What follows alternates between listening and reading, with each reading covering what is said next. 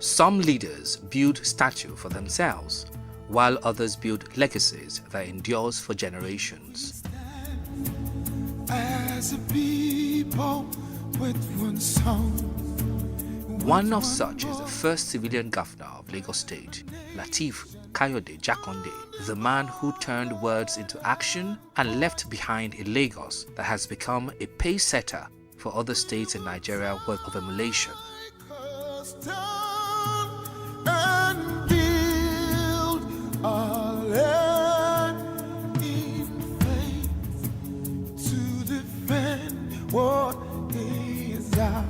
This is a political icon who betrothed Nigeria's political terrain like a colossus.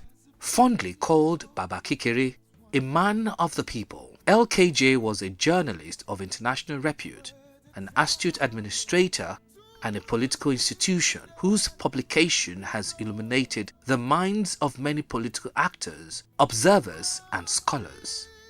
Lateef Jakande's political philosophy was an offshoot of Awoism, a political ideology of his mentor, the late sage Chief Obafemi Awolowo. Alhaji Lateef Jakande, as the first executive governor of Lagos State, was proudly called the father of modern Lagos. He was at a time Honorable Minister of Works of the Federal Republic of Nigeria. He died on February 11, 2021 at the age of 91. 4 years of Nigeria's political adventure without LKJ, Lagos State still stands as a testament to his legacy. His free education policy opened doors to learning for countless children who have today become icons in various aspects of human endeavors. Jakande's low-cost housing scheme, Ile Jakande, provided affordable homes for many till date. Baba Kekere's investment in infrastructure, the environment, agriculture and healthcare shaped the foundation of modern Lagos. His visionary magnanimity, humility, dignity, selfless and compassionate leadership style remains a benchmark for integrity and resilience. His foresight as a journalist par excellence also made him establish Lagos Television, Nigeria's first state-owned television station, on November 9, 1980, which still stands till date and has become the voice of Lagos. Alhaji Lateef Jakande is a foremost politician and one of the best in the Second Republic, and he has done a lot in the development of politics and political activities in Nigeria. He was part of the founding members of the UPN, those who are close allies of Chief Obafemi Awolowo, and he, without any much ado, he laid the foundation of modern Lagos, and the footprint he has left, or the footstep he has left, or the foundation that he laid in Lagos is what successive governments have been following, including the military when they came as governors in Lagos. So it has placed Lagos at the forefront of development in Nigeria. For education, Alhaji Lateef Jakande introduced a compulsory and free primary and secondary education policy which enabled millions of poor children to access basic education. He also built hundreds of new schools, including the Lagos State University, Lagos State Polytechnic and College of Education, to accommodate the expected influx of students from the secondary tier. It's unarguably the best governor that has ever ruled in the country. There is no way you want to go about it. Even if not for military, he will have achieved a greater feat. More than that, you want to talk of the rail line he proposed to do then, that the military truncated, and so many things that he planned. Look at the housing estate. He declared emergency in housing estate, and today even all the successive government put together have not achieved 1/3 of the housing scheme he has been able to put in place in the 5 years that he was in the saddle. Alhaji Lateef Jakande's legacies continue to thrive even after 4 years of his death, inspiring the path of continuous progress in Lagos State. Is a nation, and we'll know we'll get there someday. Can somebody sing with me?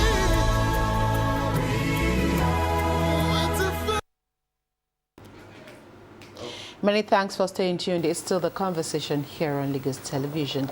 Exactly 4 years ago, Lagos and Nigeria lost a gem, a man who many referred to as one who saw the future of Lagos. And today we're going down memory lane 4 years after the death of this man who was popularly called Baba Kekere, talking about Lateef Jakande, a journalist and a man who excelled in all ramifications, talking about governance and good governance at that. So we'll be taking a look at the life and times of this man and what he meant to many people while on earth. Of course, he died on the 11th of February 2021 at the age of 92. Joining the conversation today is one of our big brother in the industry. He's a journalist as well as a columnist. We have Mr.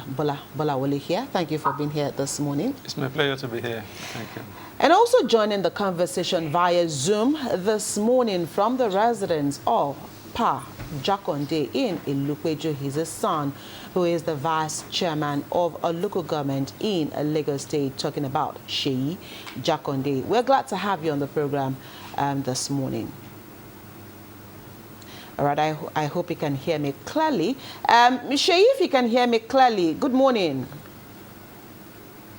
Hello, good morning. All right.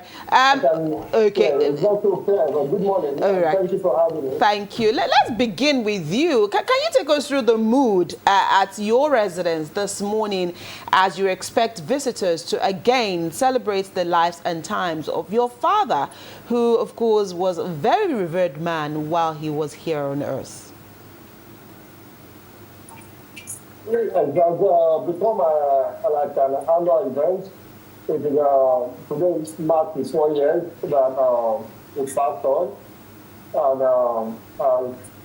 we have maintained the practice to hold a prayer session in his memory and in his honor.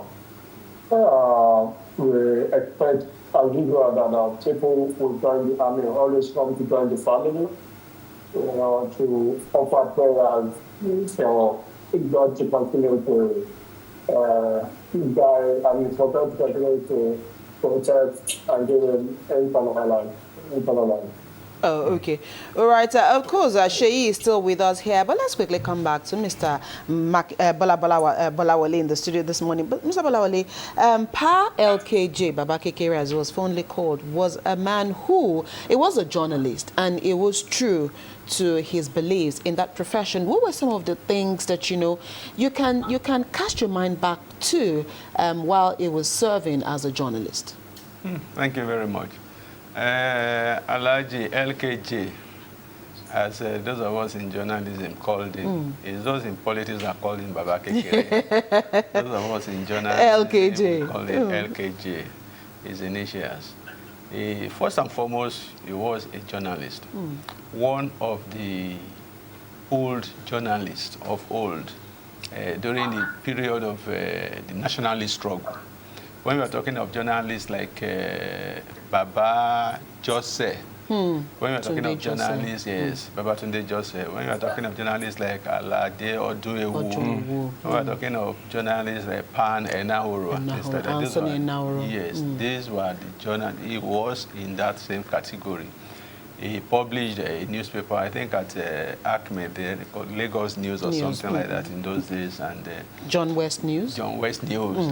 And he was the first president of the Newspaper Proprietors Association of Nigeria. So he was a journalist that was fearless. He was a journalist that used the practice to fight for basic and fundamental human rights. So we knew him as a journalist that was very, very committed to the profession. We knew him as a journalist that had principles. not the journalist that just used the profession as a stepping stone to amass wealth. He didn't amass wealth. So the first thing about him that you know is that he was a principled man. He was a journalist that was committed and things like that.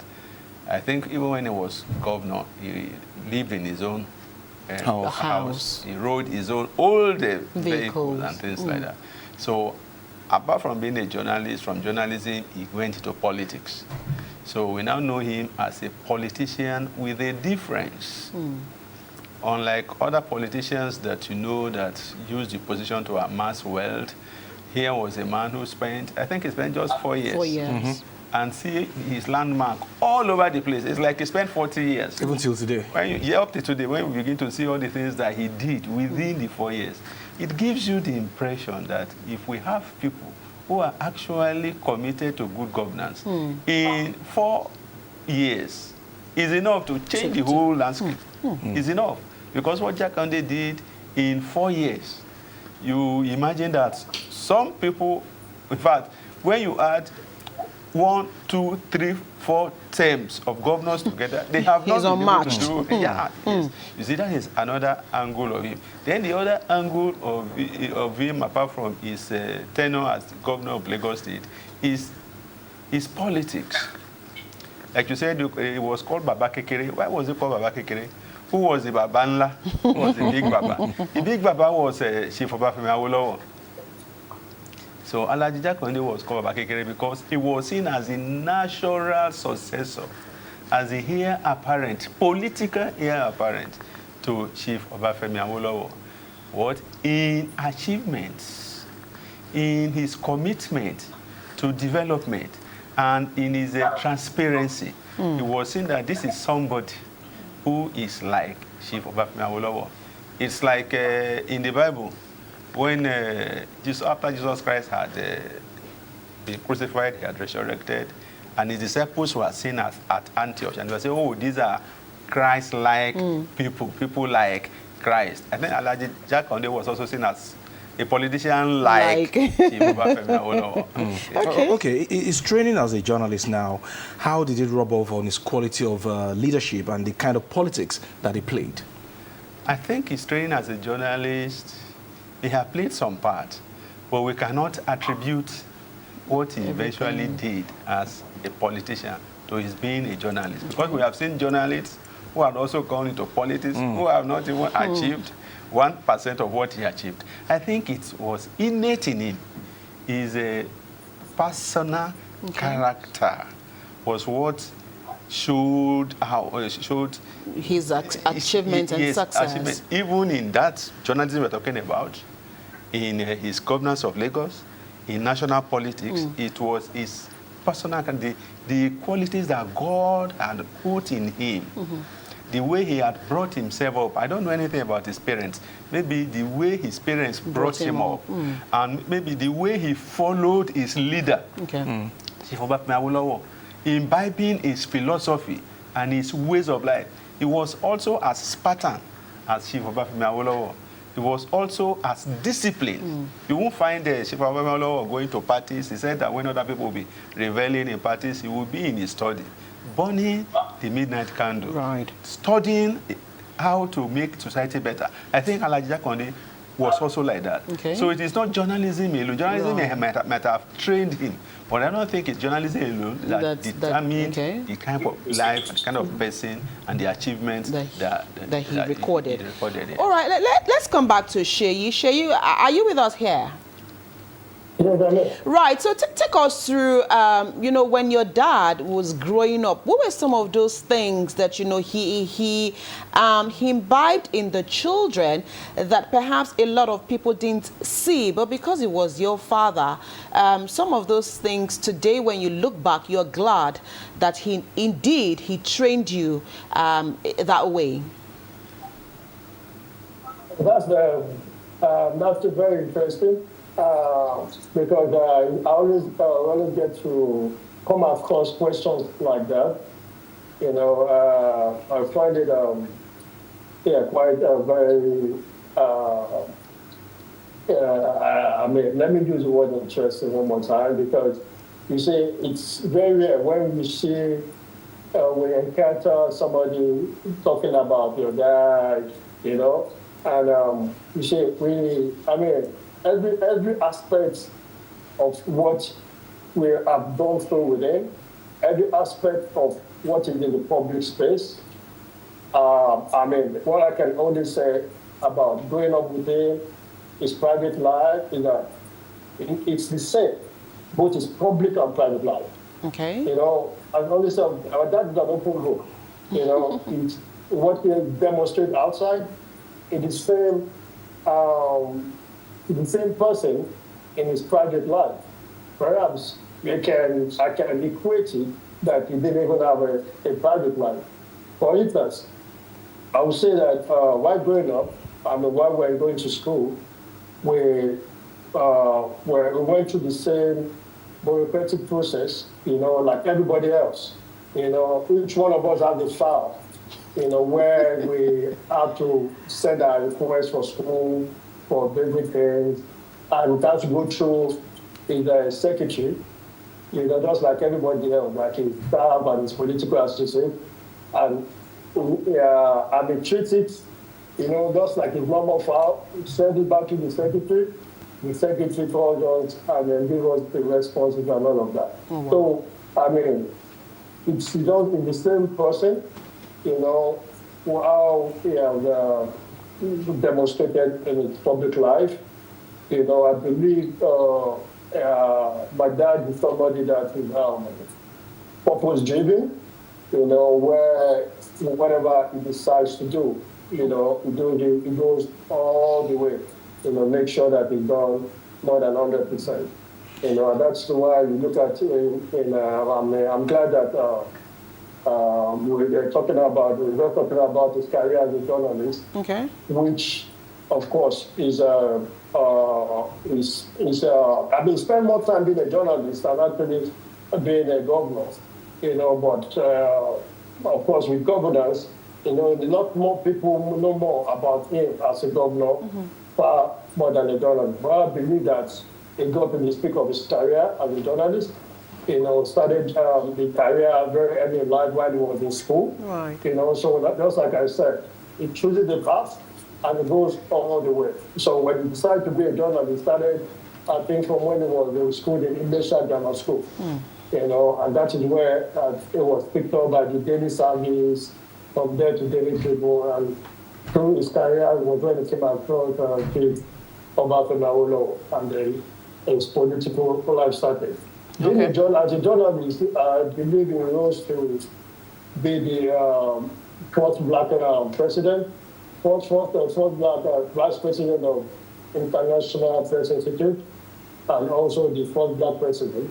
So, like we all know, he has done so many, for instance, in that field.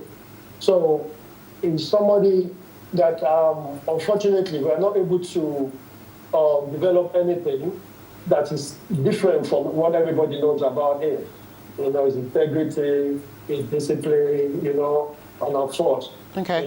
his total commitment, Right. to public service. Okay. So it's always the same in and out. We experience what he does, outside, and that's the same thing in practice at home. Okay. All right, Sheyi. Okay, go ahead. Tell us about those unforgettable moments that you had with your dad, and what is one particular thing that you've been able to take away from him that is guiding the way you play your politics today? I think one is contentment. I probably won't say that I've never found anybody, that is that content, that got that absolute, mindset of being content with whatever, especially when it has to do with material things, but the lesson from that is that he did everything he could do in his private life. He got the house that we talk about, that he lived in his private house as governor of Lagos State. It was a house he built as a journalist. So in his public field and career, he was definitely very successful, and he was very content with what he has achieved in that field before going into public life. So he saw public life as an opportunity and as a space for him, to, put a lot of, to put everything that he had into the public space, so he can alleviate the whole of the sufferings. Right. He knew what he wanted to do. He had very clear-cut plans, before going to the office. Of course, that is not obtainable now. I mean, those are the areas that I have learned so much about it, knowing that you must have a plan. It's not just about ambition. It's not just aspiring, which is what is obtainable now. Everybody aspires to be this, to be that. Just some just for the political ego. Some, of course, most of the people want it for some social political class. Okay. But by and large, we have more people that want it for them to get out of their financial, financial level. So, but that was not part of is anything that has to do with the Jakande life of governance. Right? It was his mode of governance was selfless, was all for the people, and that is why he was content. We had absolute contentment in with what he had. What he has achieved as a journalist. Because for me, I think we built the house we have as a journalist, and we lived there until his demise. Throughout his tenure. It was also, it happened to be also a minister for works, housing and infrastructure. And he also lived in the same house, serving as the minister for works. But it's interesting that as the minister for works, I was when he started the estate we now call the Banana Island, where he used the land that belongs to the federal government that was some field. And the purpose behind that was only for him to be able to achieve a low-cost housing across Nigeria, where they're able to sell that land to the rich, and they're able to use that funds, to augment the cost of housing. All right. Shay, we would have to let you go now. Time is fast spent. Thank you so much for finding time to speak with us on the program this morning. Thank you for having me. And we wish you the very best. All right, of course, we still have Mr. Makinde here. Let's quickly rush this because we also need to go here. Mr. Makinde, taking a cue from the life of LKJ, like it was called in the industry. And earlier you did say that perhaps it had to do with his upbringing. There's nobody that will talk about the politics of Lagos today and not mention LKJ and, of course, those that lived in his era. Can you quickly tell us what are some of the life lessons, especially in politics and governance, that you think politicians can pick from the late LKJ? Politicians should pick that being in public office is for public service. That's the first thing, public service. Service that will outlast you, that even after you have left that office, service that you will render that people will continue to talk about you. After Jakande left public office, we are still talking about him. In death, we are still talking about him. Politicians should take that from, it is only, they say those who live in the hearts of people, they don't die. To live in the hearts of those who love you is not to die. So he's living in the hearts of people. He's living, even though he's physically dead, he's still living because of the public service that he rendered. Not the one that you render on pages of newspapers. Not the one that you render on propaganda that nobody can see. That of Jakande, everybody can see it. Jakande houses, Jakande estate, Jakande schools, Jakande roads, Jakande this project, that project, Jakande this industry, this, everybody can see what he did. So politicians should imbibe that. If you want your name to live after you, then you should imitate, you should emulate Jakande. Do what he did. That is the first thing they should understand. That this world, it does not matter how much you accumulate. It does not matter for how long you live. You are going to spend many more years without you being around. Eternity is more than what we know now. So after you leave, what will people say about you? Will people remember you? That's number one. Number two is contentment. Like we have seen in the life of Jakande, contentment. If you build palaces, you will live them. If you ride the best cars, you ride beasts, you fly in the air, you will live them.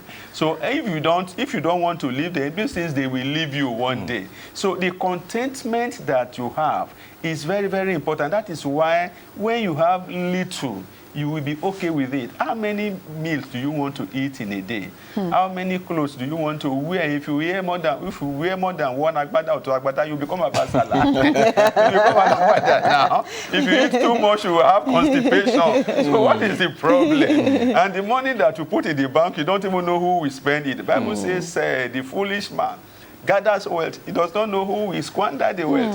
So they should learn public service from him. They should learn contentment from him, and then they should learn honesty and integrity.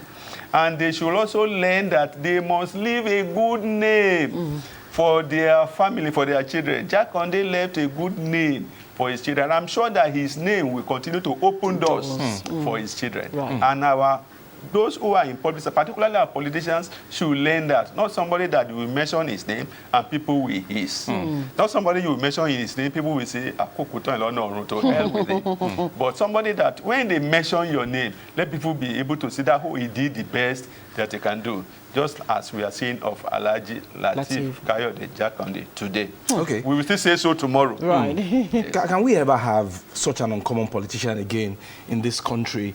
Somebody who will term something low-cost housing, and those who are poor will be able to afford the housing units compared to what we have now.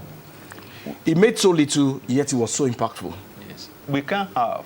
There are so many people like Alhaji Lateef Jakande, but it is the opportunity to be in places where they can showcase their talent, their honesty and their integrity that is lacking. Now in Nigeria, we have gotten to a situation whereby you can't amount to anything without godfathers. You can't amount to anything without being a money bag.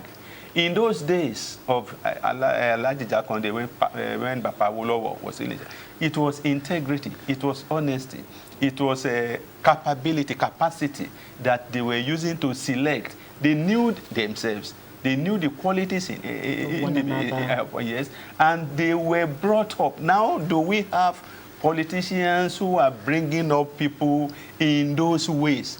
Now, the thing now is that money and godfatherism and things like that are what is dictating. So for as long as we can have the likes of Awolowo, maybe some people say they come once in a generation. So, but let us hope that we will have. And let us also appeal to our present leaders. We have leaders. Right. We have political leaders. They also know what Jakande did. Let us ask them to please look back and emulate Alhaji Lateef Jakande. Okay. Let us see how we can replicate a lot of the things that Awolowo did, a lot of the things that Jakande did. Let us go back. Let us leave this era of accumulation of things. That it doesn't Contentment, like his son said. Okay. And public service. And public service. Yes. All right, we'll have to leave this conversation here this morning. Thank you so much, Mr. Bola Bolawale, for finding time to be here with us on the program today. My pleasure to be here. All right, we need to take a break, and of course, our conversation continues after this time out.